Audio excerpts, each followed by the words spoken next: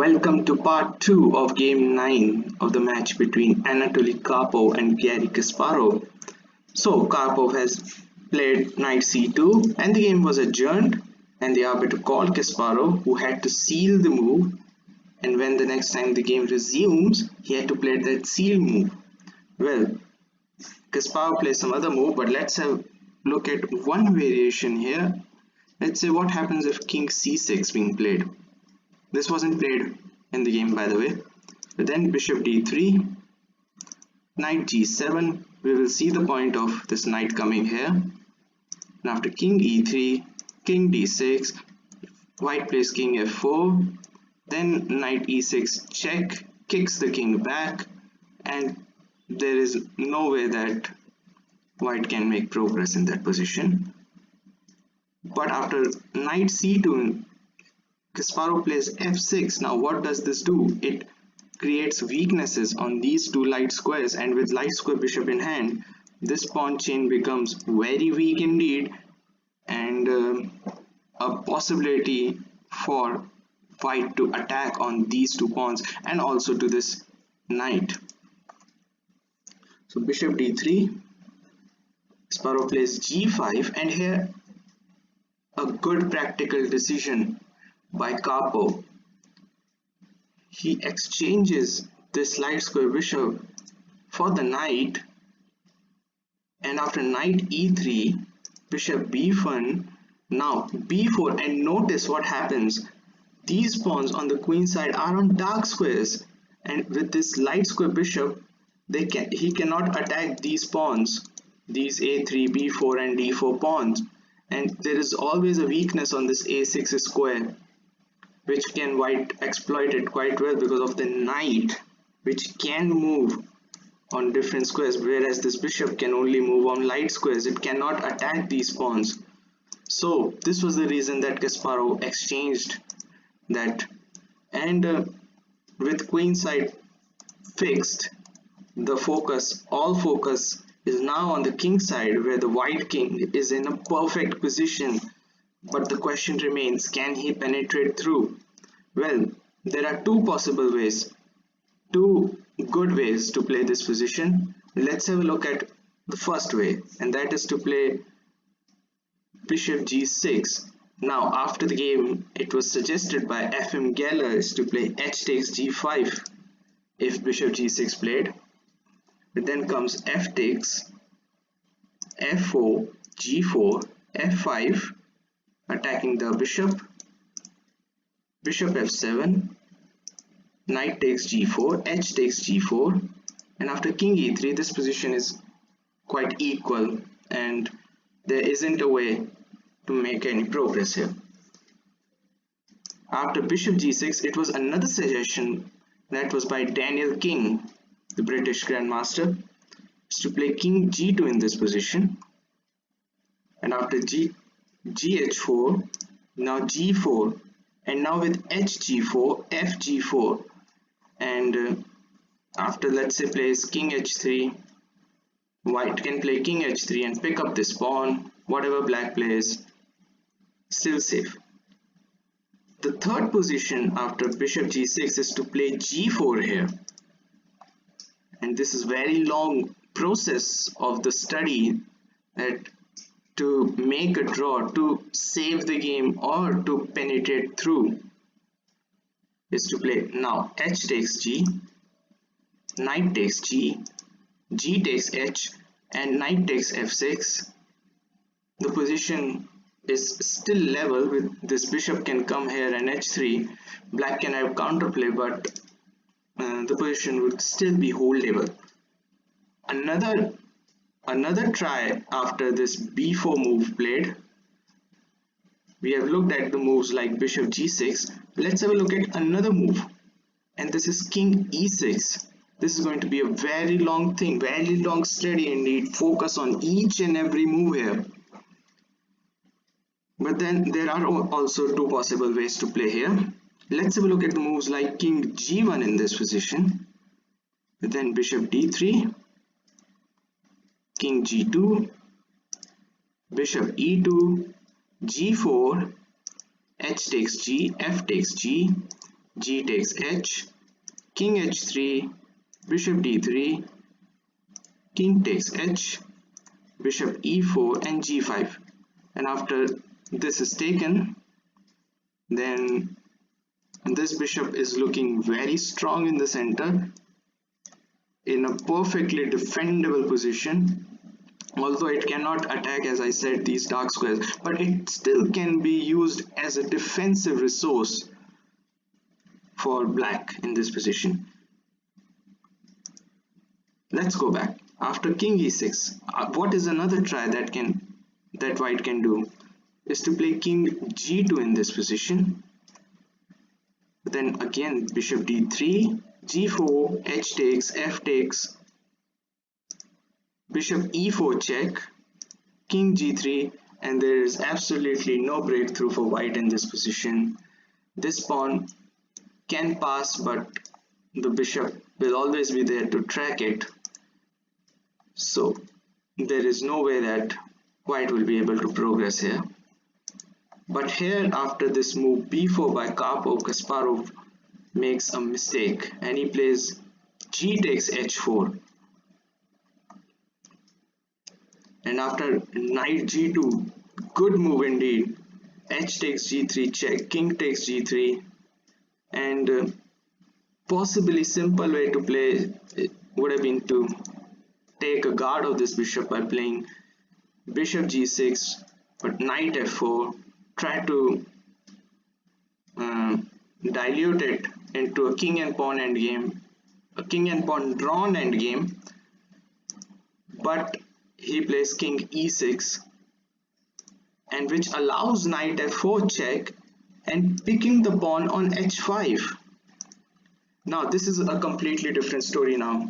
Black has to be really careful in this position. This position can easily go out of hands. So king e6, knight f4 check, good move, king d6, king g4, and there was another mistake in this position. Kasparov played bishop c2, didn't know the purpose. Probably he should have played bishop h7 in this position, keeping bishop on these, try to keep on these squares rather than on these two squares, because that would have made a job quite easy, because the king is on light squares, and it is on this side of the board, the queen side king side of the board. And by playing bishop h7, it would have helped to cut this king to not to come here, although it looks like bishop c2 does the same. But let's have a look what happens here. Let's say bishop h7, but then king h5, now bishop c2, king h6, bishop comes to d1, that's the thing, king g6, king e7, knight h5, bishop takes, knight takes, bishop e4 check, king g5, bishop d3, and after knight g4, still all the pawns on the king side are diluted with this king in a good position, and it can possibly defend these pawns. I don't see how white can progress in this position. But after king g4, bishop c2 was a little bit of oversight here, because after king h5, the king runs in and is one move ahead here. It's not on h6, it's on h5, or I should say one move behind, not one move ahead. So king g6, and if bishop takes pawn, this loses, because after king takes f6, bishop g4 doesn't work, because after knight g6 check, white is breaking through. The king is coming here or here. Black is in Tsutswang in this position, and this is completely winning. Let's say whatever black plays, I would simply play knight f4, try to bring my king here or here, and it's all gone. So after king g6, king e7, And now Karpov makes a critical error in this position. He should have played knight h5. Let's have a look at this move, knight h5. Then comes bishop c2, check. King g7, bishop d1, knight grabs the pawn. After bishop takes f3, king g6, white is winning in this case. With the moves like coming here, there's no time to check because knight takes, or probably not knight takes, probably king here and then coming here, that would be better. If knight takes, then this pawn can run. But here Karpov plays knight takes d5, check. And this was a mistake in this position, because after king e6, knight c7, there isn't a particular way through. But in this position, why did I say there's no particular way through? If he had played king d6, and notice this knight gets dominated somewhat. So knight has to come to e8, king e7, knight picks the pawn, bishop takes pawn, king f5, king d6, king f4, bishop g2, king e3, bishop h3, king e4, bishop g2, king f4, and there is no way that white can make progress. This is a good fortress built by these two pieces. It would have been draw. But after knight c7 check, he plays king d7, because after knight takes a6, this knight comes through and white is 2 pawns up in this position. Of course, after bishop takes f3, he's a pawn up, but king takes f6, again he becomes 2 pawns up. And this position already looking very hopeless, but black still can have resistance in this position. If he can build a fortress so that white cannot progress in this position, then black will be better off. But let's say not so easy indeed. Kasparov is trailing, as I said, 3 points behind Karpov, and all the pressure of the world is on him. He plays king d6, try to shoulder this king. King f5, so king wants to come here or here, and it would be better. King d5, tries to hunt this pawn. King f4, king takes, I'll take your bishop, thank you very much. King h1, king e3. So the king has come to its desired position here, is to roll here and here, but black also at the same time has come to its desired fortress position, where this pawn is somewhat, it cannot progress, it cannot go through, and a good fortress is being built by black in this position. And mind you, a4 break is not possible because now this pawn can be very dangerous. So king c4, knight c5 coming back to the game, and now there are few possible ways here is to play. Let's have a look at another suggestion from F.M. Geller, the Soviet grandmaster, the renowned grandmaster. Forgot to mention him at the first time. Is to play bishop g2. After knight d3, if you play king b3, then knight f4 wins. So you go bishop h1 in this position, and again with the moves like knight e5, king d5, black has created a fortress here which is very difficult for white to breach, probably to say impossible to breach, and this game would end in a draw. After knight c5, bishop c6, not too bad. Knight comes to d3, bishop g2, knight e5, king c3, knight g6, king c4, and knight e7. So We reach another critical position here. Now, in this position, as a black, what can you play to keep this fortress alive, or to keep this game, or to render this game draw? There is only way to draw this game, and that is to play bishop h1. So after knight f5, king d5, knight g7, bishop e4, knight h5, bishop f5, knight f4 check, king d6, king d2, bishop g4, king d3, bishop d7, and king e4. Still, white cannot do absolutely nothing about it. This king is very solidly placed here. Bishop c6 check coming anytime. Not now, but anytime. Oh, you can play actually bishop c6 in this position. And you cannot play d5 because then bishop can go here, and the position would be worse off. So after knight e7, Kasparov plays bishop b7, and this is a mistake. And there is only one way that white can win this position. So take a pause and think how white can win this position.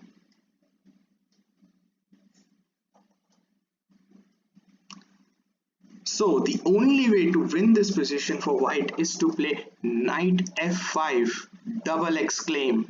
A brilliant move, the only way to win this position. Because let's have a look at some of the positions that can arise here. Kasparov played bishop g2, which quickened the result, but the winning move here is knight f5. And why does this win? Now we reach in endgame motives in this position, which is quite essential for our chess building, the building blocks of chess. And this is one of those studies that we can see that how can white win this. Now the basic motive is to play this knight to here, and to achieve this purpose you have to make some decisions. You have to pick your squares, the right squares, and only then to come to this c3 squares. So let's have a look. The king d5 is the only obvious choice for black to play safely in this position, but it is still lost, as I said. So if white plays king d3, king e6 comes, and now we see the point. We play, how can we bring this knight from here to here, is to play knight g7 checks. A paradoxical move indeed, but a very good move, a very good initiating move. Black has two choices, is to play king d7 or king d6, or even king d5 for that matter. So has three choices. Well, let's have a look at the moves like king d7 in this position. And now we see how can we bring this knight from here to here. We play knight h5. Bishop goes to g2. We play knight f4. Bishop checks on f1. King e4. King comes to d6. King e3. Bishop comes to c4, knight e2, and when king comes to e6, then we play knight c3. An extraordinary way to come to c3. And the threat is to play king e4 and absolutely no defense, because if king gets away from any of these four squares, d5 comes and it will be all over. And another possible way is after knight g7 check is to play king d6 in this position. Then we go knight e8 check, king d7, knight f6 check, king e6, knight e4. Don't capture it, otherwise king takes and the position is gone. Bishop c6, And now knight c3 and white is winning again. Now, when knight is here, this puts black in a swang position where any move that black makes, it loses. If bishop g2, I'll play king e3, then king f4, and then there would be absolutely no stopping for this pawn. You have to give up one of the pieces. And not to forget, this knight on c3 attacks the pawn on b5 as well, and there would be absolutely no way that black would be able to defend these threats when knight is on c3. So this is a motive that we see. So coming back here, knight f5 is the only winning move in this position, and Kasparov blunders.